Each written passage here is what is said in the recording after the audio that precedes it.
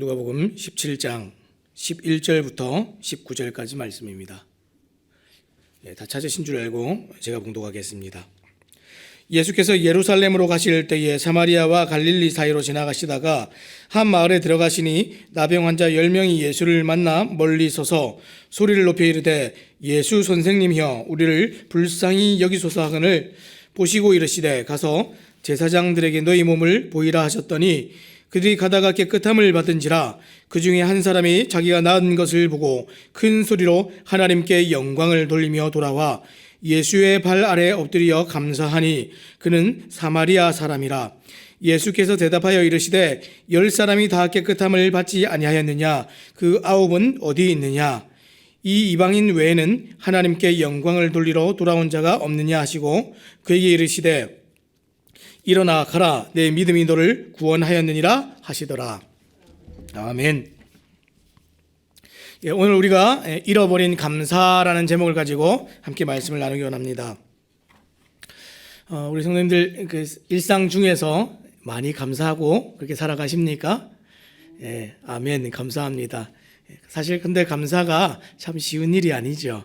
우리는 늘 이 죄성이 있어서 이 감사하는 습관을 들이지 않고 의식적으로 감사하지 않으면 감사가 참 어렵습니다. 우리가 이 감사를 하지 못할 때 하게 되는 이 감사의 반대적인 것이 어떤 것이 있을까요? 감사의 반대말. 우리가 흔히 불평, 불만 이런 것을 감사의 반대말 이렇게 생각을 합니다. 현재적인 의미에서는 이 불평이나 불만이 또 감사의 반대말이 될 것이고 또 미래적인 의미에서는 걱정이나 염려 이런 것들이 또 감사의 반대말이 될 수 있습니다. 그런데 우리가 이 불평이나 불만이나 걱정이나 이런 것은 또 어떤 면에서 보면 감사가 멈춘 자리에 그 자리를 채우는 것들로 오게 됩니다. 반대로 얘기하면 감사가 멈추게 되면 이런 것들이 오게 된다는 겁니다. 그렇다고 한다면 우리가 감사를 멈추지 않기 위해서 얼마나 노력을 해야 되는지 알 수 없습니다. 그럼 언제 감사가 멈추게 됩니까? 우리가 이 주신 은혜들에 익숙해질 때 또는 우리가 하나님 주신 은혜들에 이 모든 것들을 당연하게 여길 때 또는 내 주변의 사람들이 나를 섬기고 나를 사랑하고 나를 위해서 뭔가를 이제 희생할 때 그런 것을 당연하게 여기면 감사가 끊어집니다. 그 끊어진 자리에 불평과 불만과 걱정이 대체하게 되겠죠. 또는 이 기쁨 또는 우리에게 주신 선물로 주신 것들을 누리는 일에만 관심을 가지기 시작하면 이 감사가 끊어집니다. 무슨 얘기입니까? 자기에게 일어난 일에만 자꾸 관심을 가지면 이 일을 이룩해 주신 그 손길과 감사하도록 해주신 분들에 대한 그 고마운 것들을 잃어버리죠. 이 일을 잊게 하신 분을 잊어버릴 때 감사가 사라지고 다른 것이 이 자리를 대체하게 됩니다. 제일 흔한 예가 어떤 것입니까? 우리 자녀들이죠.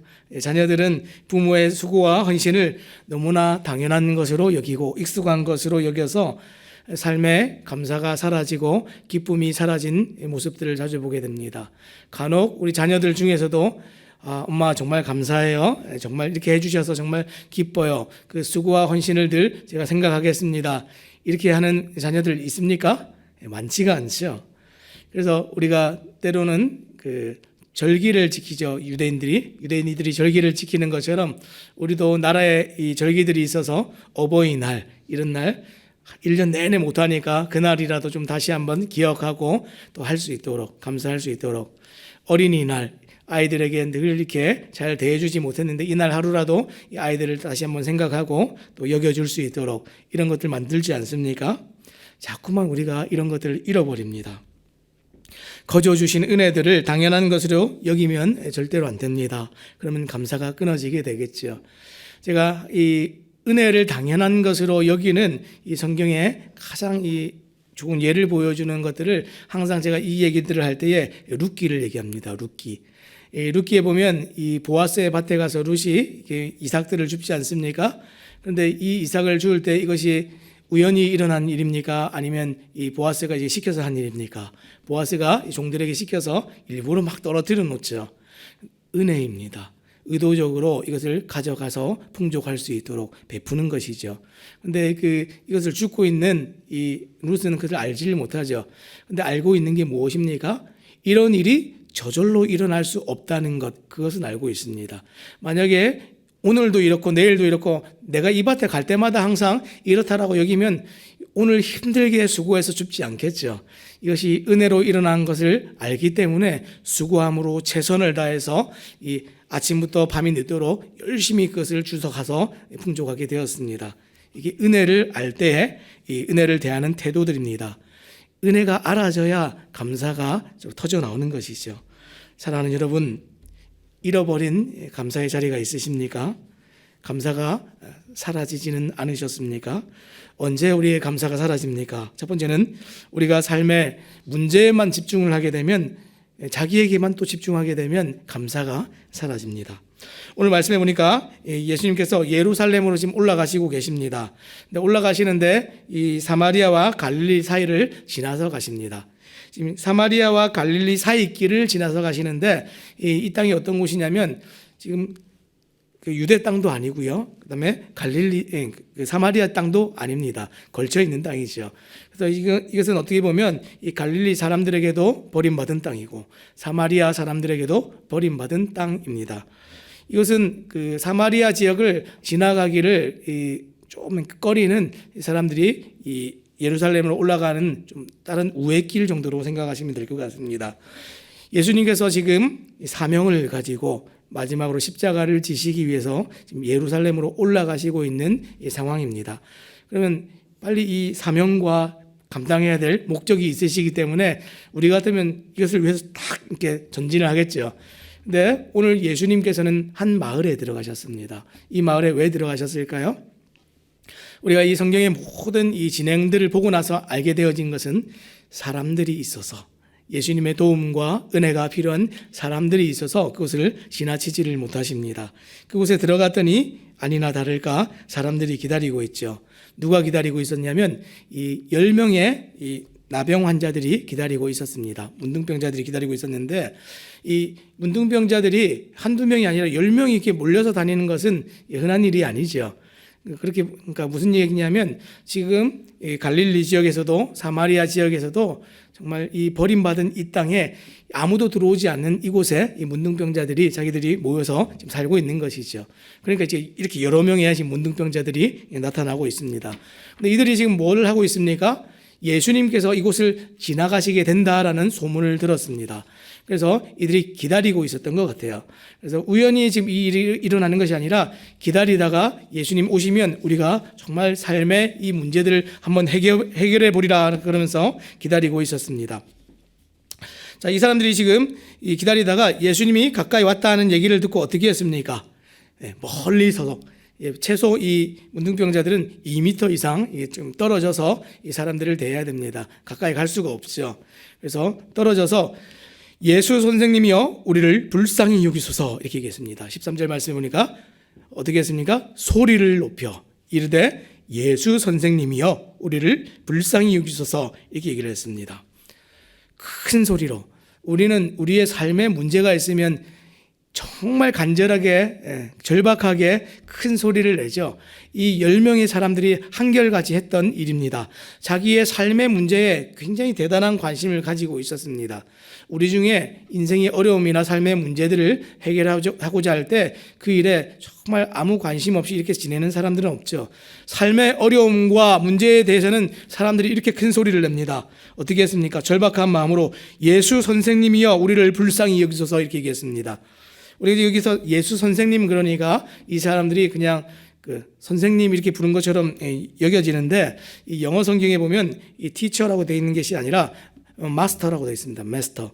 주인인, 통치자, 주권자 이런 뜻입니다. 우리 주님 하는 말과 사실은 같은 뜻으로 지금 쓰였습니다. 불쌍히 여기소서 나의 삶의 이 문제를 해결해 주시기를 바랍니다. 이 사람들이 가지고 있었던 문제가 어떤 것입니까?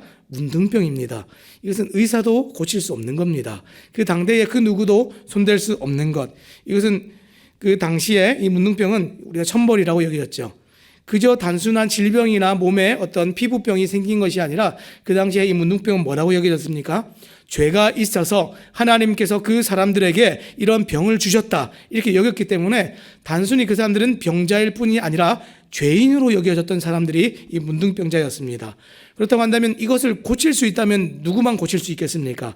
하나님만 고칠 수 있는 병이 문둥병입니다. 그런데 지금 이들이 예수님께 나와서 우리를 불쌍히 여기소서, 우리에게 긍휼과 자비를 베푸소서, 무슨 얘기입니까? 예수님을 이것을 고칠 수 있는 분으로 여기고 지금 나왔다는 겁니다.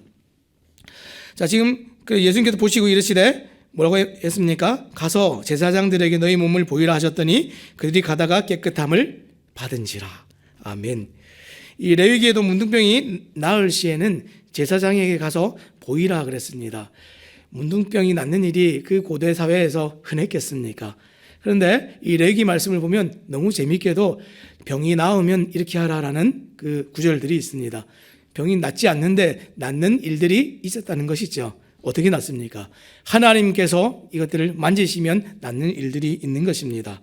그래서 그 성경의 말씀대로 이들이 예수님의 또 명령대로 제사장에게 막 달려가고 있습니다. 근데 너무 이상하지 않습니까? 병을 다 낫게 해주시고 깨끗함을 받은 상태를 확인하고 가야 될 터인데 이 10명의 사람들이 묻지도 따지지도 않고 뒤도 돌아보지 않고 막 달려갑니다. 이 정도면 믿음 아닙니까? 절박함 중에 정말 예수님께서 말씀하시니까 믿음으로 순종함으로 반응을 했죠. 아마 거기서 저는 이 낫는 거 보고 가겠습니다 그랬으면 아마 다 거기서 끝났을 겁니다. 그래도 이 예수님께 의지하여서 은혜를 구했던 이 사람들에게 은혜가 과연 흘렀습니다. 자, 병이 나음으로 정말 이상적으로 병이 나음 이상으로 지금 이 제사장에게 가라는 의미가 무엇입니까? 아까도 얘기한 것처럼 죄인으로 여겨졌기 때문에 제사장에게 가서 확인하는 것은 이 병이 나은 것을 눈으로 확인한 것뿐 아니라 그 사람에게 이게 이제 죄가 없습니다 하는 것을 확인받고 공동체 안으로 다시 들어와서 회복되어짐을 말하고 있는 것이 지금 제사장에게 가서 확인하는 겁니다. 그래서 지금 병을 낫게 해주고 가라 해야 되는 그 상황에서 이들은 믿음으로 갔더니 도중에 깨끗함을 받았습니다. 여러분 얼마나 놀라운 경험입니까? 막 달려가고 있는데 이 유한으로 파도 이게 다 썩어 들어가는 몸이 점점 나아서 피부가 깨끗해지는 경험을 했습니다. 여러분 이런 경험하면 여러분들 어떻게 하실 것 같습니까? 정말 놀라운 경험이죠. 사람들이 이 정도 경험을 하면 야 정말 하나님이시구나. 우리 같으면 다 돌아가서 정말 인사하고 감사합니다 할 것 같은데 많은 사람들이 이 10명의 사람들 중에서 한 사람만 이것을 굉장히 놀랍게 여겼습니다. 15절 말씀에 보니까 그 중에 한 사람이 자기가 나은 것을 보고 큰 소리로 하나님께 영광을 돌리며 돌아와 그랬습니다. 아까도 큰 소리를 냈죠. 언제 그랬습니까? 나에게 문제가 있다 여길 때 예수님을 간절히 부를 때 이 문제 해결을 위해서 또 큰 소리를 냈는데 지금 은혜의 큰 소리는 누구만 냈습니까? 딱 한 명만 은혜의 큰 소리를 바라고 있습니다. 여러분 이 감사할 상황이 되면 우리가 이 감사한 조건과 감사가 일어나는 이 모든 은혜들을 보면서 탄성이 나오는 그런 감사 해보셨습니까? 우리는 흔히들 누군가 우리에게 은혜를 베풀고 감사의 조건들이 채워지고 문제가 해결되면 사실 좋은 일이 일어났네, 문제가 해결됐네 하고 끝내버릴 때가 너무 많습니다. 그런데 이들 중에도 이 9명의 사람은 자기가 낳은 것 도중에 확인했어요. 같이 기뻤을 거예요. 그들이 감사하지 않았다고 생각되지는 않습니다. 분명히 다 10명이 다 감사를 했겠죠. 그런데 이 10명 중에 9명은 왜 돌아오지를 않았습니까? 자기에게 일어난 이 놀라운 일과 기쁨과 선물과 또 정말 내가 이것을 자랑하고 싶은 마음과 가족들에게 돌아가고 싶은 마음이 더 컸기 때문에 감사한 마음보다 내 삶에 관한 관심이 더 컸기 때문에 돌아가지를 못하는 것이죠. 자기의 문제와 삶에 함몰이 되어버렸습니다. 해결만 되면 되었다. 이런 마음들이 너무나 이것이 정말 감사하는 일들을 그치게 만들어버렸습니다. 제가 가끔 이제 교회에서 이제 업무를 보다가 신방 전화를 해요. 신방 전화를 하면 간혹 진짜 절박하게 기도 제목들을 부탁하시는 분들이 계십니다. 그렇죠. 우리가 예기치 않게 어려움들을 만나는 분들 함께 기도해 주세요. 지금 절박합니다. 당장 내일 수술이 있습니다. 당장 지금 이런 일이 있는데 제가 해결할 수가 없습니다. 그러면 이제 저희가 같이 기도하지요. 저도 같이 그 앉은 자리에서 또 기도하고 하는데 이 은혜의 큰 소리를 바라는 것은 이런 겁니다. 자기의 삶의 문제에 그것만 막 열심히 생각하던 사람들은 이 기도가 다 끝나지고 기도의 제목들이 다 응답을 받고 나서 전혀 이제 얘기가 없으신 분들도 계세요. 예, 근데 어떤 분들은 이 기도 응답을 받고 나면 이제 궁금하잖아요. 근데 꼭 이렇게 문자든지 전화든지 이렇게 오셔가지고 이렇게 얘기하시는 분들이 있어요. 기도해 주신 덕분에 정말 일이 잘 해결이 되었습니다. 하나님의 은혜로 이것이 해결되었고 여차여차해서 일이 너무 원만하게 저는 할 수 없는 것인데 하나님께서 하셨습니다. 이렇게 하시는 분들이 계세요. 꼭 연락이 와서 모든 경과를 상세하게 전하고 감사를 전하는 분들이 계십니다. 물론 굳이 다 이게 일일이 연락하거나 또 문자하거나 전화하셔서 안 하신 분들도 다 감사의 제목들이 있고 또 감사하지 않는 그런 상황이 있지 않다고 제가 생각을 합니다. 하지만 그런 중에도 제가 유념하여서 정말 보게 되는 것들은 감사하기를 그치지 않는 분들이 계세요. 이 주신 은혜를 당연한 것으로 여기지 않고 내 삶의 문제와 이것이 해결된 것으로만 만족하지 않고 이것을 하나님 하신 일로 꼭 여기고 감사하는 일들 우리 삶 가운데 있으십니까?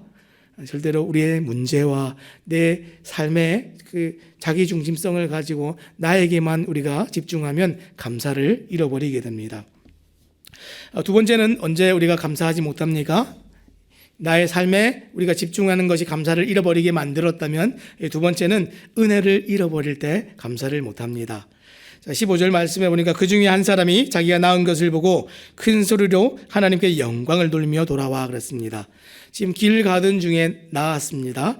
그리고 나서 이 사람이 감사를 해야 된다라고 생각하는데 감사의 대상이 정확하게 지금 세워지고 있습니다. 누구에게 감사를 합니까? 우리는 우리 삶의 문제가 해결되거나 나에게 어떤 누군가 선물을 주거나 은혜를 베풀거나 수고하고 헌신한 일들이 있으면 모든 사람들이 나는 감사하지 않아 이런 사람은 없어요. 다 감사를 해요. 그런데 이 은혜를 베푼 대상에게 가서 감사하고 고맙습니다 하는 표현을 하는 사람이 있는가 하면 어떤 사람들은 감사를 한데 혼자 집에서 혼자 감사를 해요. 아이고 이분이 나에게 이런 것을 베푸셨는데 너무 감사하다. 근데 감사는 하는데 그것이 표현되지 않으면 그 은혜를 베푼 사람이 모르겠죠. 우리는 이 감사를 할 때 분명한 대상이 있어야 됩니다. 이 대상이 있다는 게 무슨 얘기죠? 내가 나에게 은혜 베푸신 그분을 잊어버리지 않고 가서 이것을 표현한다는 뜻입니다.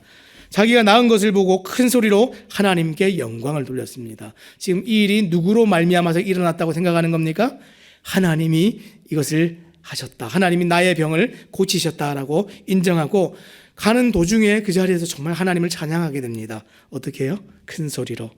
우연히 일어난 삶의 일이 아닙니다. 하나님의 섭리와 주관하신 가운데 일어난 일이라는 것을 정확하게 알고 있습니다. 사랑하는 여러분, 우리 삶에 일어나는 모든 일들이 그저 우연히 일어나는 일이 하나라도 있습니까? 아무것도 없죠. 오늘 하루 내가 눈을 떠서 밤에 눈을 감기까지 하루 중에 일어나는 모든 일들은 하나님의 손안에서 일어나는 일들입니다. 하나님께서 계획하시고 섭리하시고 선하게 인도하셔서 내 삶에 일어나는 일인 줄 알고 우리가 정말 단순히 가시적으로 눈에 보이는 것만 감사하는 것이 아니라 하루를 지켜주시고 하루를 인도하신 모든 것에 대해서 우리가 감사할 줄 알아야 됩니다. 하루를 인도하시는 분이 누구이십니까? 하나님이시죠. 그러면 우리는 하나님께 가서 감사를 해야 됩니다.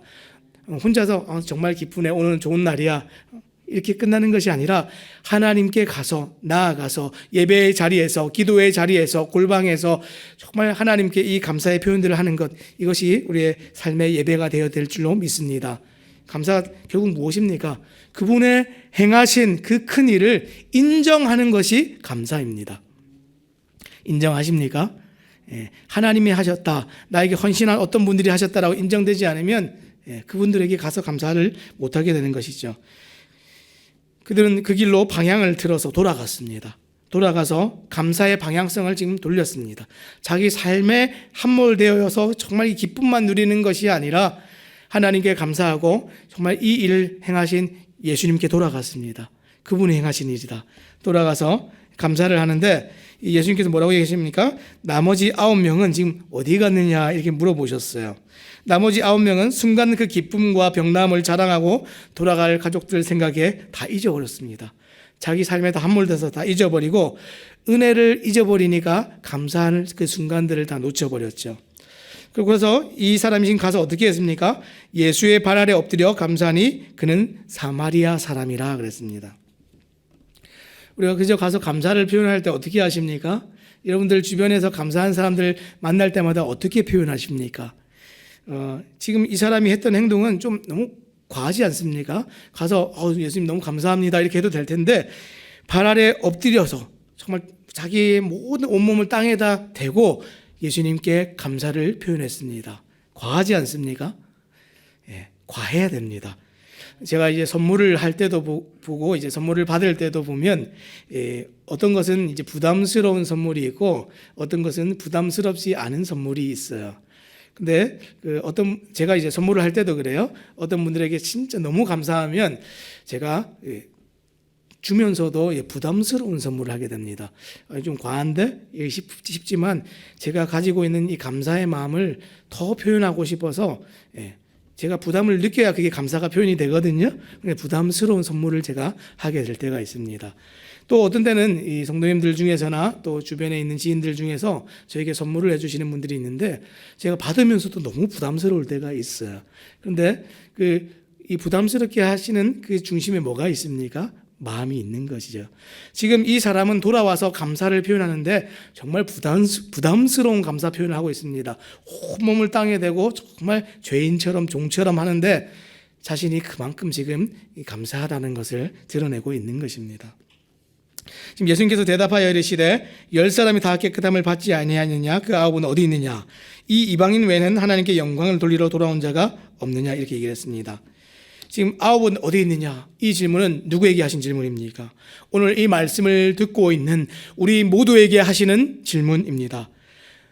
왜 9은 어디 갔느냐? 많은 사람들이 예수님을 자신의 필요를 채워주는 능력자로 믿지만 신앙의 대상으로 섬기지는 않습니다. 우리 주님께서 베푸신 은혜들은 다 놓치고 정말 주신 그 은혜들의 정말 기쁨만 누리고 맛보고 자신의 삶의 문제만 해결하고 돌아가는 그런 사람들과 같이 오늘 그렇게 신앙생활을 하고 있지는 않습니까? 심지어 예수님을 안다고 생각하는 사람들도 예수께 돌아와서 발 아래 엎드리지를 않습니다. 우리가 감사는 삶에서 우리 주님 행하신 일들을 인정하고 우리 삶에서 정말 과분하게 부담스럽게 이런 것들을 표현해야 진짜 감사가 흘러넘치는 삶이 될 줄로 믿습니다. 자, 결국 어떻게 됐습니까? 19절 마지막 말씀에 보니까 이게 제일 핵심적인 말씀인데요. 그에게 이르시되 일어나 가라 내 믿음이 너를 구원하였느니라 하시더라. 지금 그에게 있는 믿음은 영혼의 구원을 위한 것이 되었습니다. 나머지 9사람은 병만 낫고서 그냥 이렇게 가버렸는데 지금 돌아온 이 사람에게는 예수님께서 뭐라고 하셨습니까? 내 믿음이 너를 구원하였다.